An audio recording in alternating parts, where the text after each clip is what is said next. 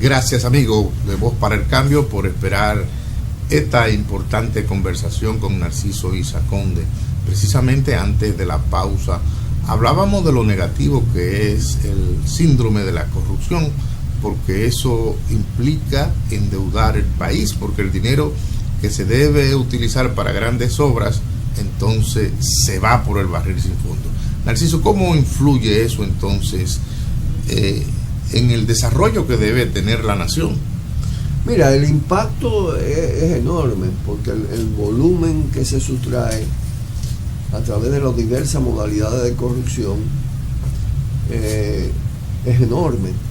Entonces, eso gravita en todas las provincias del país.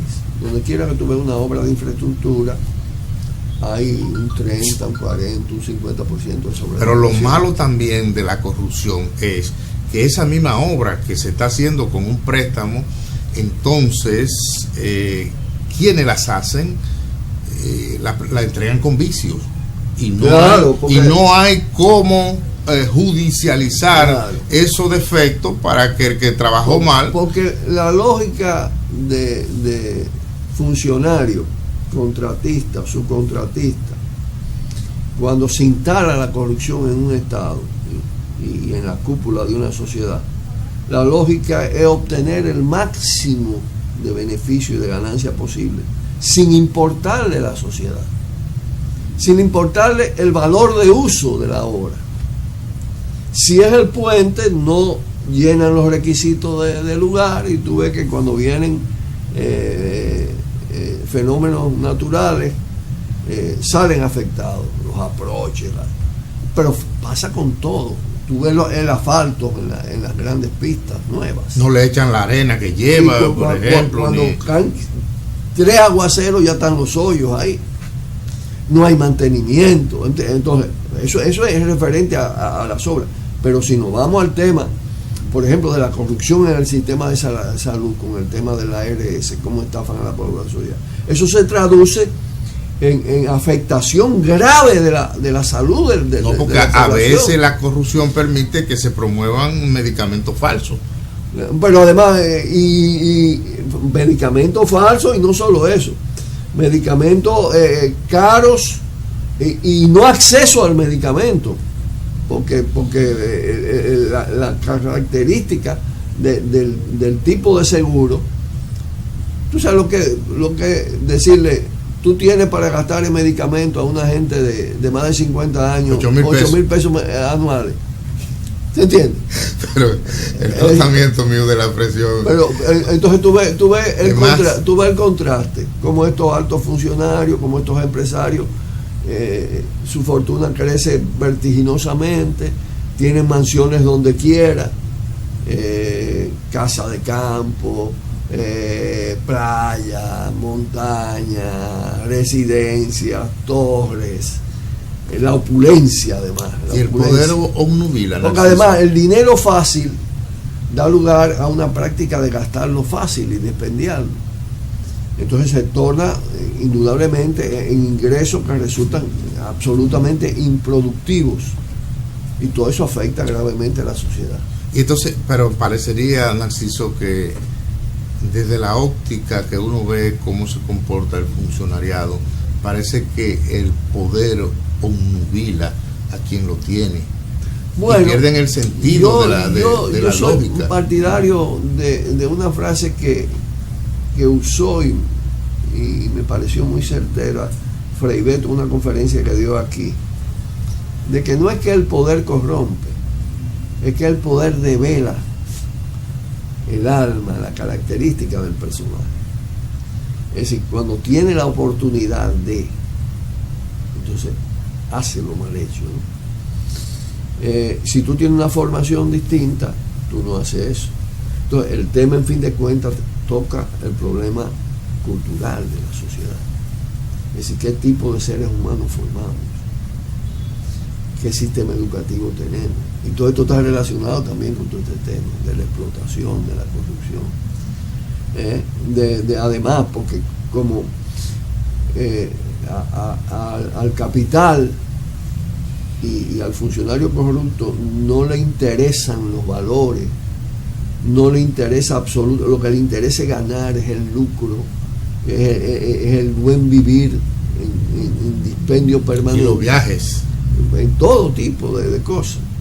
Es la banalidad, podemos decir, es la banalidad, no hay nada que llene profundamente el espíritu y que forme a las personas. Y eso lo reproducen a través de los medios, a través de la publicidad, a través de todo esto. Quieren además gobernar por los medios de comunicación, presentar un cuadro de paraíso, mientras se contrasta el tema, la gente vive en casi situaciones de infierno, ¿no? Que eso que se está haciendo, por ejemplo, en esta gestión, en el área de la comunicación, lo hizo Rafael Leónidas Trujillo y todo el que ha querido gobernar de una forma arbitraria. Para dirigir a los medios de comunicación se contratan a las personas más versadas en esa área, de tal manera que a través de esa vía se pueda influir. Y ahora hay mecanismos superiores, porque está todo el sistema de publicidad del Estado, todo el sistema de publicidad de las empresas, como además el empresario de la rama industrial o de la banca es al mismo tiempo dueño de medios de comunicación, lo usa para proteger sus intereses y sus asociaciones. El Estado soborna una cantidad enorme de periodistas. Aquí es incomparable la situación, incluso cuando Balaguer le pasaban cheques, pero es que ahora lo hacen millonario, que hay una serie de comunicadores que son millonarios, le montan un programa, le ponen y compran canales de televisión, a fulano de tal le dosifican el pago, a veces para recibir un pago a uno que no tenga importancia para ellos, pero al otro le dan los pagos regulares, pagos elevadísimos de anuncios, en fin, le buscan la manera de enriquecerse. Entonces esa gente les responde absolutamente a ellos y actúan dentro del medio privado, el periodista, en función también del soborno que reciben, y el medio lo acepta. Entonces ahí hay un nivel de corrupción en los medios de comunicación enorme. ¿Para qué? Para distorsionar totalmente la realidad, para confundir, porque además al mismo tiempo un sistema educativo que margina una gran parte de la sociedad y que da una educación absolutamente insuficiente, porque tú oyes que el país está creciendo, pero en todos los indicadores de carácter social estamos en los últimos lugares del mundo y del continente, en todo, en accidentes de tránsito, en niñas embarazadas, en mortalidad infantil, en feminicidio, en déficit de vivienda, en el estado del sistema de salud, el estado del sistema de educación. ¿Cómo es que esto es una potencia que crece? Que no tiene energía eléctrica, que no tiene energía eléctrica. No tenemos energía eléctrica. Apagones caros, un transporte caótico, pero unos niveles de contaminación no solo es que han empobrecido a los seres humanos desde el punto de vista material y espiritual, sino al entorno natural, lo que han hecho con los manglares, lo que han hecho con nuestros bosques, lo que han hecho con nuestros ríos, privatizando prácticamente el agua, haciéndole concesionar. Este es un país concesionado a la minera, y después de los estragos que han hecho Falcondo y Barrigol y que hizo la Alcoa en Pedernales, todavía la impronta de una explotación minera destructiva está presente en Golqués, en la misma Falcondo, en la misma Barrigol, en Unigol por allá, en todas las corporaciones mineras que están establecidas en el país. Narciso, los poquitos minutos que nos quedan, vamos a analizar un déficit que hay dentro del Partido de la Liberación Dominicana, el conflicto Leonel-Danilo. Vemos que Danilo Leonel hace como la obra aquella, da un paso adelante y 2 pasos atrás. ¿Por qué? En principio se opuso a las primarias abiertas, después en la reunión que se dio el sábado 27 apareció Leonel anunciando los acuerdos, pero después, horas después, los acuerdos no fueron tales. ¿Qué pasa? Porque usted en un momento dijo en Voz para el Cambio que Leonel Fernández era fácil de controlar por Danilo Medina. Eso se está dando. Claro, porque mira, eso es un pleito entre mafias, entre jefes de mafia y mafias políticas en este caso, o políticos empresariales ya también. Pero ¿qué es lo que acontece? Que las mafias políticas se conforman en este país alrededor de la presidencia y del poder presidencial, en un estado que está conformado de tal manera, y eso se reforzó en el 2010, en que el presidente controla todas las instituciones del país, maneja el presupuesto a su antojo y maneja el patrimonio natural del país a su antojo. Entonces, el que ocupa la presidencia, desde el momento en que Leonel fue desplazado por Danilo, para Danilo reproducir ese mismo modelo en su favor, y en favor reprodujo el modelo de Leonel. Sí, y de antes, porque todos ellos copiaron de Balaguer, de todo el sistema corrupto. Y no solo copiaron, sino que lo enriquecieron, podemos decir. Pero fue una copia mal, porque perdóneme usted que fue un antagonista de Balaguer. Balaguer no cogía prestado como ellos. Bueno, el tema es que cuando el robo se multiplica tanto y los déficits aumentan tanto, no hay manera de que no sea por la vía de los préstamos. Es decir, los préstamos son fuentes de corrupción, como lo es el precio de la gasolina. Hasta en la tasa que se lo presten. El precio de la gasolina. Pero lo que quiero insistir es en lo siguiente, es decir, el cambio de presidente, Danilo por Leonel, plantea el declive de Leonel, es decir, la pérdida de poder progresivo de la mafia leonelista.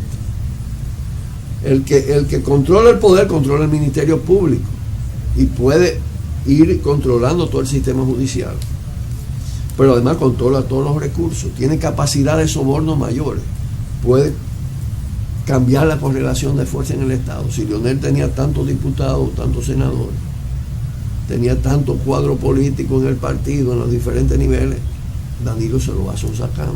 Pero que ya el pidió y Miriam Cabral pero no dice solo que eso, ellos tienen para modificar la Constitución, buscaron esos votos. Al tener el Ministerio Público, además, tiene la posibilidad de amenazarlo. Es decir, como tiene hechos de corrupción, tú tienes el caso Tucano. Si a Danilo le da la gana, en el caso Tucano, mete a Leonel rápidamente. Porque es que no hay manera. Solo una protección. Pero por eso es que él varía tanto de posición. Pero no solo. Tú agarras, por ejemplo, el caso de Nelson Solano, el zar de la heroína, que no es Quirino, es más que eso, que fue condenado en Estados Unidos, que está en un tribunal, ¿cómo le llaman? De gran jurado. Ese es un caso en el que Leonel le dio 5.000 millones en contrata como cobertura, mientras operaba con el tema de la cocaína. Hay todas las fotos del mundo de Leonel con él y de altos funcionarios del leonelismo, de su gobierno. Ese es un caso que lo pueden desempolvar en cualquier momento. Como usó el caso Quirino, Danilo usó el caso Quirino, pero lo usa para poner los tuches, como decimos aquí. No te muevas. No es para que la sangre llegue al río. Espérate. Entonces, evidentemente, Leonel hace a la araca, se opone a la primaria, pero termina rendido. Porque un día salió a defender la Constitución y se devolvió. Porque está en desventaja. Y si realmente le cambia la correlación en el Congreso, porque el problema de Danilo ya no era en el partido, porque Danilo cambió la correlación total del comité político a base de soborno y de sistema de privilegio. Cambió la correlación en el comité central al punto que Leonel ni pensó en que se votara en favor de su opción, para no hacer el ridículo. El tema ahora es el Estado, el Congreso. Y yo diría que más que el Congreso, porque es posible que él modifique la correlación en el Congreso. El tema para Danilo es lo que implica la reelección en este momento desde el punto de vista político. Y cómo va a reaccionar. Por eso yo creo que él sigue haciéndole concesiones al gran empresariado, porque con EPI, todo ese sector, es muy importante en términos del tema de reelección. Sí. Como Estados Unidos también. ¿No entiendes? Entonces, bueno, eso todavía está un tanto indefinido, pero él va en esa dirección. Y él apunta, o yo, o una situación en la que yo esté protegido. Porque en fin de cuentas ahí lo que se está discutiendo es la impunidad. Si no puede ir él ni uno de los suyos, claro, y va Leonel, lo va a perseguir. Va a perseguir a Danilo. Porque inmediatamente Leonel cambiaría la correlación de fuerza como hizo Danilo. Bueno, vamos a tener que cambiar la correlación de fuerza en Voz para el Cambio, porque hay que ir a una brevísima pausa para venir José Ismael Román, Alfonso Torres, que tienen una agenda interesantísima sobre el tema internacional. No se muevan ustedes de ahí, que seguimos aportando ideas en este espacio.